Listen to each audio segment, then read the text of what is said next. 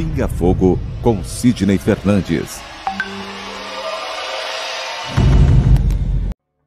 Pinga Fogo com Richard Simonetti.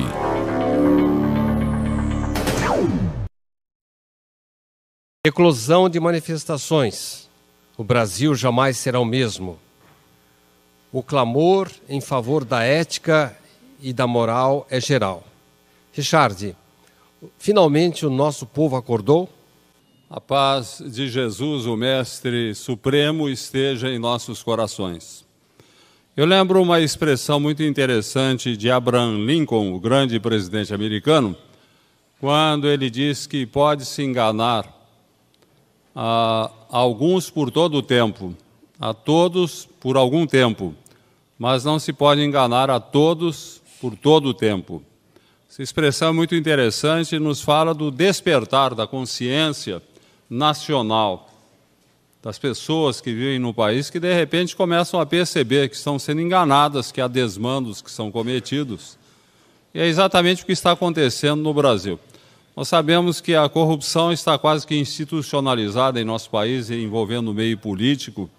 Sabemos que há muita coisa errada que tem que ser consertada, há muitas leis que têm que ser apresentadas e aprovadas.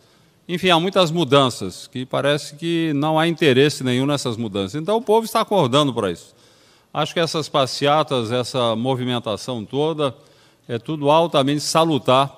Acho muito importante essa movimentação, que é uma forma de pressionar os políticos. Eu ainda estava lendo na revista Veja uma coisa muito interessante, falando que Brasília precisa voltar a viver no Brasil. Porque o povo de Brasília parece que são ETs, né? Que são extraterrestres, que não tem nada a ver com o Brasil, onde há carências envolvendo saúde, educação, enfim, todos os setores da atividade brasileira, nós vemos problemas, e não por falta de dinheiro, mas por mau uso dos recursos. Então, eu acho esses movimentos muito importantes, que devem existir, só que há um detalhe, eu lembro de Gandhi, que fez uma revolução na Índia, libertando o povo indiano da tutela inglesa sem derramamento de sangue. Ele tinha uma expressão que eu acho fundamental e que deve ser lembrada por todos aqueles que estejam interessados na mudança do país e participando, inclusive, desses movimentos. Gandhi dizia o seguinte: não há caminho para a paz é o caminho. Ele quer dizer o seguinte: para nós reivindicarmos mudanças, é preciso que estejamos em paz.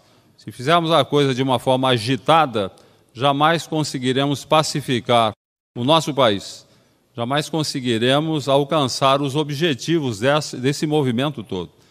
Então, esses excessos que têm sido cometidos, inclusive por pessoas mais exaltadas, podem comprometer o movimento.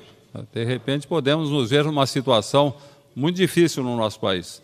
Então, é uma mensagem que eu entendo que todos devem assimilar bem. Se nós queremos mudar o país, é bom que nos movimentemos, que façamos aos políticos saber que nós não estamos satisfeitos com o que está acontecendo, mas fazer a coisa em paz, né? Porque o tumulto, a guerra, não leva a nada. Nunca tivemos uma situação melhor para um país ou para uma coletividade na base do derramamento de sangue, na base da guerra, principalmente a chamada guerra civil. Entendo até que esses movimentos têm também o apoio da espiritualidade.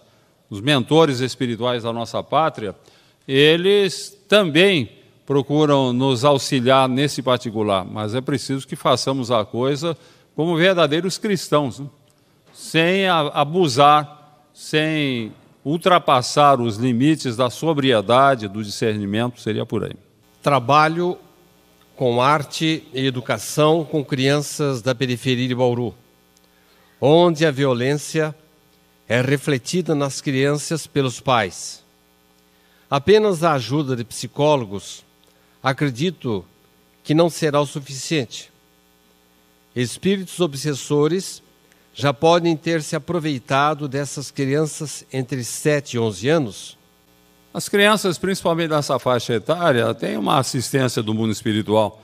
Não dá para dizer que são crianças que estão sendo envolvidas por espíritos obsessores. O que acontece é que, em face do próprio meio em que essas crianças se desenvolvem, das suas limitações, do subdesenvolvimento até de células cerebrais, que impede uma visão mais abrangente, mais realística, até das suas próprias necessidades, é que leva a criançada à rebeldia. Já o adolescente tem uma tendência normal para a rebeldia. Numa situação dessa, injustiça social, em que essas crianças estão praticamente marginalizadas, fica mais fácil entrar para o desvio. Não obstante, a proteção da espiritualidade. É meio difícil que obsessores consigam se aproximar de uma criança de 7 anos, 8 anos, levando a um comportamento vicioso ou irregular. Normalmente, essas crianças têm uma proteção do seu mentor espiritual. É a partir do despertamento do espírito, quando ele entra na posse de suas faculdades, quando ele mostra quem ele é realmente, isso logo depois de concluída a adolescência, lá para os 16 anos, que ele começa realmente a ser sensível até a influências espirituais que possam desajustá-lo ou levá-lo a um comportamento irregular. Antes que isso aconteça, e até para uma recuperação dessas crianças, eu entendo que esses movimentos que são feitos, de ter um time de futebol, de ter uma prática artística, de ter uma orquestra mirim, uma série de coisas que nós vemos aí diuturnamente acontecer no Brasil, eu acho ótimo isso. Temos visto na televisão casos exemplares de pessoas marginalizadas pela miséria, né? Crianças que de repente vão aí para um curso de balé, vão para um time de futebol, vão para atividades variadas aí bem orientadas, que lhes permite superar a pressão do ambiente onde estão sendo criadas e modificar o seu comportamento. Eu acho que o caminho realmente é por aí. O grande problema que eu vejo em relação a esses problemas sociais, que a gente sempre debita ao governo, né, o responsável por tudo, ele tem a sua cota de responsabilidade, mas a sociedade também é responsável. Nós podemos notar, vemos esse movimento aí que está expresso na pergunta, deve ter uma pessoa, ou 2 ou 5 trabalhando. E se nós tivéssemos milhares de bauruenses, por exemplo, participando de um trabalho assim? A população, de um modo geral, é muito omissa em relação a esses problemas sociais. As pessoas, quando muito, dão uma contribuição mensal, uma obra social, bom, já é alguma coisa, mas está longe do ideal, que o ideal seria a população toda, válida, de classe média abastada, classe rica, envolver-se. Imaginemos aí a população válida da cidade de Bauru preocupada em atender crianças na periferia. Nós resolveríamos o problema. Com milhares de pessoas participando, desenvolvendo iniciativas, trabalhos, é que geralmente a população ela é omissa, ela não participa. E eu fico pensando que daqui a algumas centenas de anos, sei lá, talvez milhares de anos, numa sociedade mais evoluída que vicejará na Terra, a sociedade cristianizada do mundo de regeneração, olhando para o passado e observando o nosso tempo, eles vão ficar admirados. Será que eles nunca pensaram, não imaginaram que jamais poderia haver equilíbrio numa comunidade enquanto a legítima fraternidade não inspirasse o empenho de todos em favor do bem comum? É assim que uma sociedade realmente irá se modificar, quando houver um empenho da população válida no sentido de fazer alguma coisa. O egoísmo é o elemento predominante no coração humano, infelizmente. Então, tudo fica difícil quando nós conjugamos o verbo de nossas ações na primeira pessoa do singular. Eu quero, eu posso, eu faço. Quando aprendemos a conjugar o verbo de nossas ações na primeira, do plural, nós queremos, nós podemos, nós fazemos, beleza. Aí nós nos envolveremos mais com os problemas sociais, sem debitar a solução ao governo. Nós podemos fazer muita coisa nesse sentido, depende de nós. Falamos geralmente que espíritos de criminosos, agressivos, cruéis, são originários do umbral. Primeiro foram os estudantes, depois os médicos, depois os gays, depois as lavadeiras. E agora à noite, Richard, há um movimento em Porto Alegre de desempregados que foram alijados do seu emprego porque foi proibida a retirada de areia de um determinado rio. o movimento está se alastrando como rastilho de pólvora? Está o perigo, mora aí. Né? Se a coisa crescer demais, e a gente nota que o governo está tentando tomar medidas, né? O Congresso, inclusive, leis que estavam engavetadas, vieram a lume e já foram aprovadas. Havia algumas coisas que não interessavam a economia da população, também já foram engavetadas. Então, acho que o governo está tentando fazer alguma coisa, até mesmo pela pressão da população. Agora, o perigo é essa reação popular crescer como um rastilho de pólvora. Isso é muito perigoso. Então, começam a aparecer as reivindicações e vão se multiplicando. Isso daí pode gerar consequências funestas. Aí é que eu acho que nós devemos orar muito. Orar, todos nós, fazer um movimento de orações envolvendo as religiões de um modo geral, orar muito, que as nossas vibrações possam neutralizar determinadas tendências inferiores que ainda caracterizam considerável parcela da população e neutralizar também a influência de espíritos obsessores que, querendo se aproveitar dessa situação, estão aí semeando a discórdia. O movimento reivindicatório é muito bom, mas dentro de determinados limites. Se começa a se generalizar, nós vamos ter uma situação muito difícil para o nosso país. Na Veja da semana passada saiu uma manchete: então funciona? O caminho é esse? Referindo-se à movimentação rápida do Congresso e do governo executivo para resolver problemas que estavam sendo reivindicados nas ruas. Esta movimentação do governo não está funcionando como estímulo para novos movimentos? Não, isso aí é uma onda. Eu entendo que esses movimentos reivindicatórios eles surgem como uma onda, que ela vai tender a crescer, mas ela vai acabar arrebentando na praia, né? Vai chegar no momento que ela vai se esgotar. O perigo é ela crescer demais, né? Porque daí, se ela cresce demais, nós vamos ter graves problemas.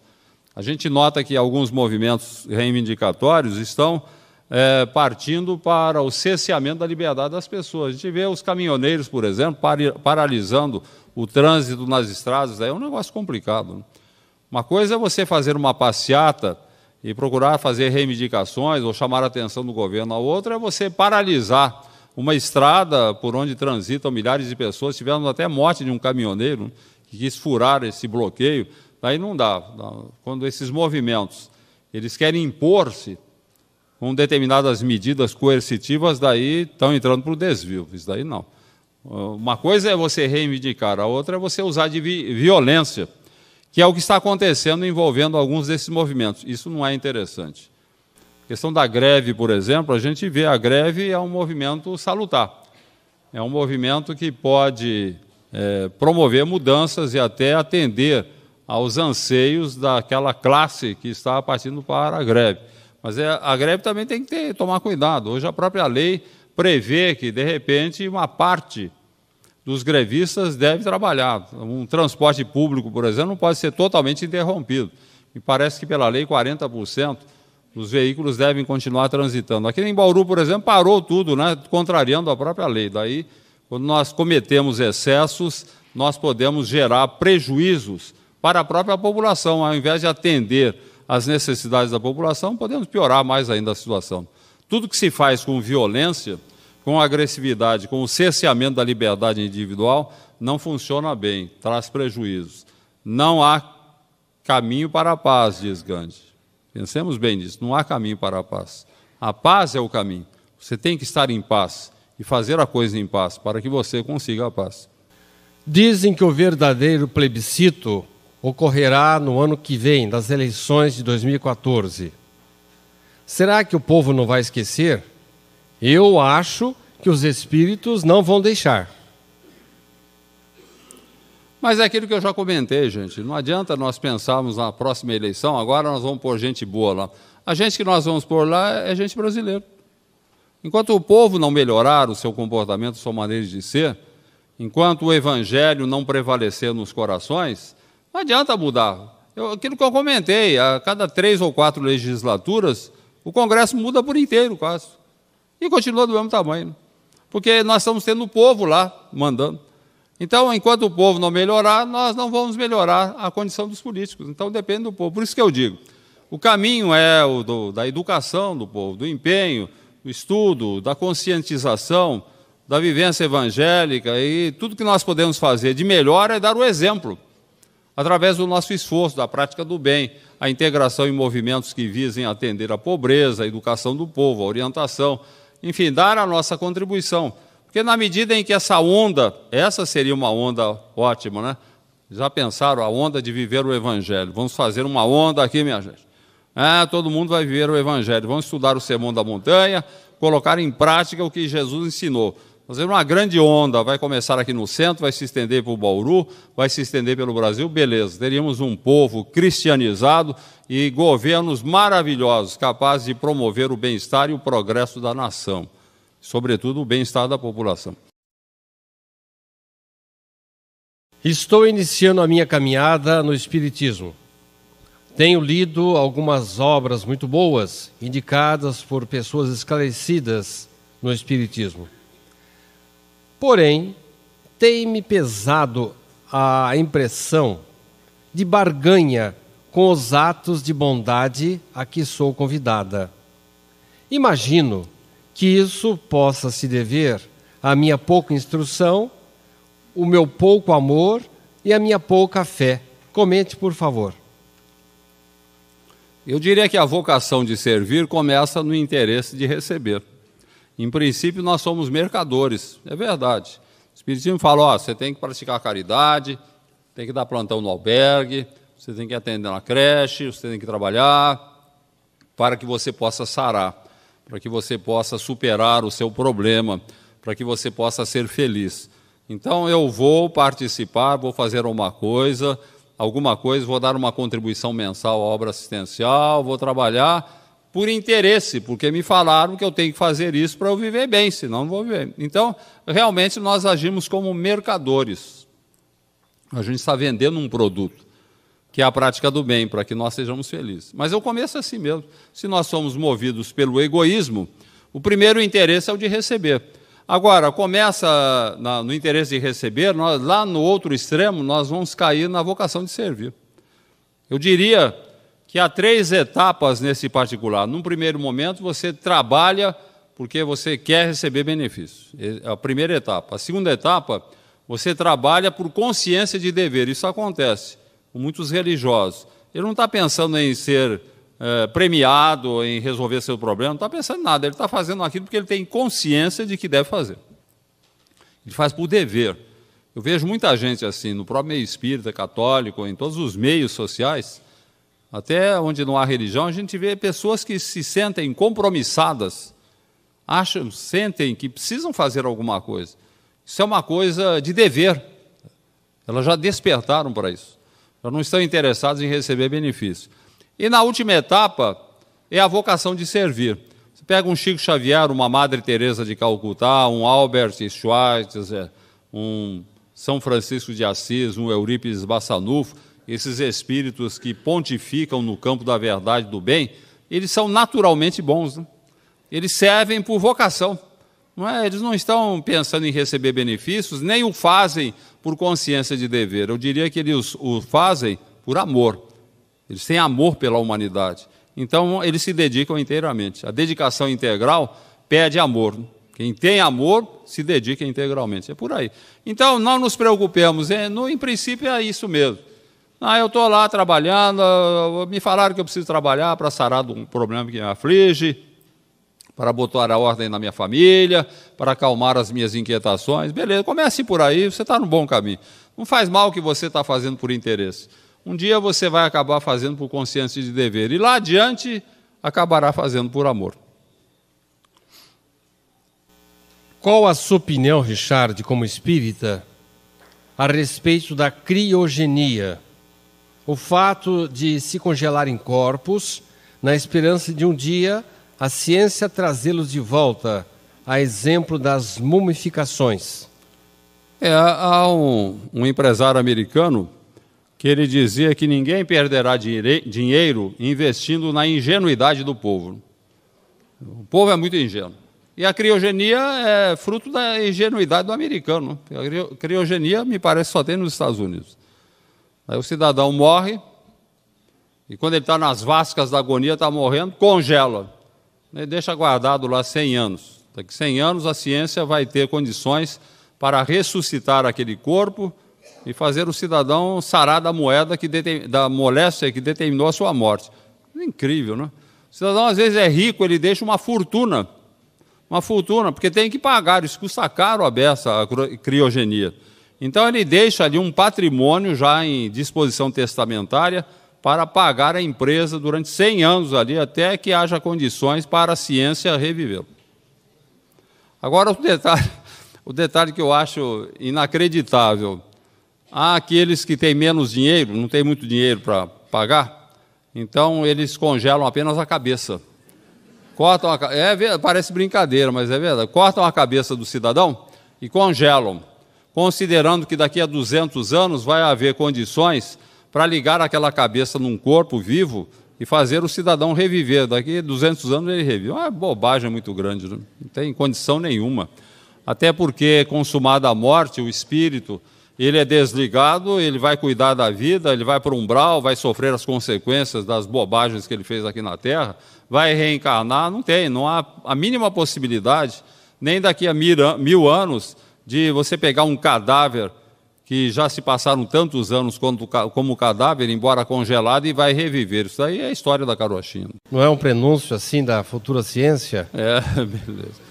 Uma bela fantasia. Aliás, eu acho uma lástima o cinema atualmente, ele está infantilizado, né? É incrível. A gente olha, não dá nem vontade de ir ao cinema mais.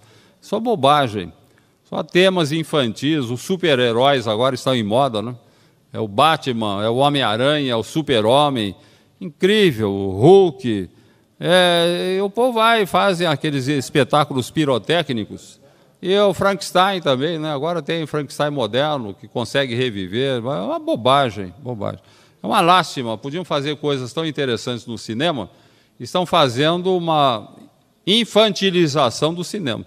Raramente você vê um filme hoje que realmente traga uma mensagem, seja um filme de cunho edificante e esclarecedor, não é só fantasia, coisa de gibi. Né? Os gibis estão indo para o cinema. Em caso de tratamento espiritual, é mais aconselhável procurar um hospital espiritual ou apenas os passes já são suficientes? Hospital espiritual? Qual hospital? Nós não temos um hospital espiritual, nós temos hospitais psiquiátricos espíritas, onde fazem trabalhos lá de desobsessão. Mesma coisa que você pode fazer num centro espírita. Aqui a pessoa, por exemplo, se vem para o centro, a gente sente que ela está com algum problema espiritual, vai fazer o tratamento magnético. Se ela está com depressão, tem o tratamento específico para depressão. Se ela está obsidiada, levamos o trabalho para uma orientação espiritual, trabalho de desobsessão. Então, todos os recursos espirituais são mobilizados em favor das pessoas que procuram o centro. Aliás, os médiums sempre transmitem informações da espiritualidade, dizendo que aqui o centro é um grande hospital. Ele tem vários departamentos, tem vários andares, eu digo espiritualmente falando. No plano espiritual, onde várias atividades são desenvolvidas em favor da saúde daqueles que procuram o centro. Porque quando nós vamos embora e fecha o centro, a atividade espiritual continua aqui no salão, em outros departamentos, né? Espiritualidade, quem lê um pouco da obra de André Luiz, vai verificar que a quantidade de espíritos desencarnados em estado de perturbação é maior do que a dos espíritos encarnados. Há multidões por aí, que são beneficiadas em trabalhos específicos que são realizados pela espiritualidade, principalmente num centro espírita, onde a gente trata da questão relacionada com influências espirituais, no intercâmbio com o além, assim, numa visão bem mais clara e objetiva das realidades espirituais do que aquela que nos é apresentada pelas religiões tradicionais, que são especulativas, não tem uma visão do que é a realidade espiritual. Tony Ramos vai viver a figura de Getúlio Vargas num filme no ano que vem, em comemoração aos 60 anos do seu desencarne. Richard, será que esse personagem não poderia estar por trás desses movimentos, insuflando-os? Coitado. Coitado do Getúlio Vargas. Ele foi um presidente populista, bem intencionado, populista, fez coisas boas, fez coisas más. Estará lá no mundo espiritual. Eu me lembro que eu era menino ainda, logo depois da morte de Getúlio, em reuniões mediúnicas, o meu tio, João Simonetti, que foi fundador da rádio aqui em Bauru, que trouxe a televisão, foi um grande pioneiro, ele realizava uma reunião mediúnica, ele era muito amigo de Getúlio Vargas. E ele tinha livre ingresso lá no Palácio, né, no Catete, lá no Rio de Janeiro, era amigo do Getúlio, o Getúlio ficou hospedado na casa dele. E meu tio sentiu muito a morte do Getúlio, né? Era um grande amigo. O Getúlio, como sabemos, ele se suicidou, aparentemente para evitar uma guerra civil. De qualquer forma, foi um suicida. E diz meu tio que ele se manifestou algumas vezes lá numa reunião que era realizada lá na casa do meu tio. Eles faziam uma reunião, tinha vários médiuns, inclusive meu pai participava também como médium. E o pessoal dizia que o Getúlio se manifestou algumas vezes em estado de perturbação muito grande, em face do suicídio, né? Embora aparentemente tenha sido um suicídio para evitar o derramamento de sangue, mas ele lamentando muito o que tinha feito e sabendo que ele tinha um caminho muito grande a percorrer até superar as suas próprias limitações. Quer dizer, é um espírito do bem, não era um espírito do mal. E nem acredito que ele esteja insuflando esses movimentos no sentido da rebeldia. Ele pode estar até trabalhando pela população brasileira e de outras formas, talvez até reencarnado, né? Já se passou tanto tempo, o Getúlio pode até ter reencarnado, nós não sabemos. Penúltima pergunta. Sou frequentador do SEAC, mas gosto muito de ir a uma casa de oração cuja linha é da Umbanda. Queria algum comentário seu. Tudo bem, o Espiritismo é a doutrina da consciência livre, você pode vir aqui na Igreja Católica, no templo evangélico, no templo de Umbanda, não há problema nenhum para a pessoa que quer ir e vai. Só que nós temos que considerar que os princípios são diferentes. A Umbanda tem o fenômeno mediúnico indisciplinado, ela não tem esse disciplinamento de um livro dos médiuns, que estabelece um intercâmbio com o além, sem recursos exteriores, né, sem práticas exteriores. Na Umbanda tem muito de artificialismo, de prática exterior, e se desvia muito daquilo que se considera um legítimo intercâmbio com o além, legítimo e proveitoso. Então, eu não aconselharia a pessoa que frequenta o Espiritismo, fique aqui. Não tenho nada contra a Umbanda, vejam bem. Não estou achando que seja uma coisa ruim, mas o modus operandi é diferente. A maneira de ser lá é totalmente diferente daquilo que se faz num centro espírita. Não estou dizendo que seja mal o que se faz lá, mas é diferente. Então, eu não aconselharia ninguém a pôr o pé nessas duas canoas. Ou você seja um bandista, um bom umbandista, frequente, leve a sério, ou seja espírita, um bom espírita, leve a sério. Já que o espírito não regride, por que há alguns menos esclarecidos que insistem em investir sobre nós que seguimos Jesus? Essa questão de pessoas que combatem o religioso, aquele leva a sério, hoje, inclusive, nós temos um desafio maior. Você querer ser cristão o tempo todo, você não vai ser levado para as feras famintas, não vai ser levado para se transformar em tocha viva no ciclo romano, mas você pode enfrentar o riso, o escárnio das pessoas. É religioso, é bobo, né? Maria vai com as outras, não tem reação. Isso pode acontecer. Aliás, o apóstolo Paulo já dizia sabiamente que o cristão verdadeiro será considerado pelas pessoas, de um modo geral, como um louco.